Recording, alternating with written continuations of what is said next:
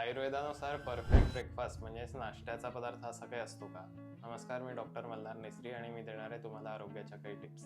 तर आयुर्वेदात परफेक्ट असा एकच ब्रेकफास्ट वर्षभर खावा असा काही उल्लेख नाही आहे. परंतु एक रेफरन्स आपल्याला मिळतो, तो म्हणजे दूध आणि तूप एकत्र करून घेण्याचा.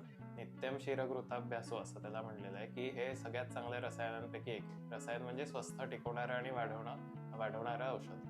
तर आपण दूध आणि तुपाचं कॉम्बिनेशन हळद सुंठ टाकून हे वर्षभर नियमित घेऊ शकतो. त्याने आपल्या शरीराचं एक चांगलं टॉनिक म्हणून काम करत असतं ते.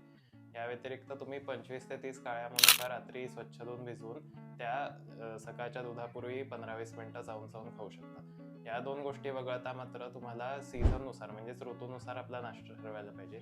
जेव्हा थंडी जास्त आहे आणि तुम्हाला भूक जास्त लागते तेव्हा हेवी नाश्ता केलेला हा आयडियल असतो. आणि जेव्हा खूप गरमी आहे किंवा पावसाळ्याचा सीझन आहे तेव्हा मात्र नाश्ता कायम हलका असावा. मग हलक्या नाश्त्यात तुम्ही लाह्यांचे पदार्थ किंवा वेगवेगळ्या प्रकारचे सूप या गोष्टी घेऊ शकता. जड नाश्त्यामध्ये सगळे आपले नाश्त्याचे पदार्थ, उडीद डाळीचे पदार्थ, दिवाळीचे फराळाचे पदार्थ हे सगळे खाल्लेले थंडीत चांगले असतात. अशाच आरोग्याच्या टिप्ससाठी फॉलो करा मी अमृत आयुर्वेद.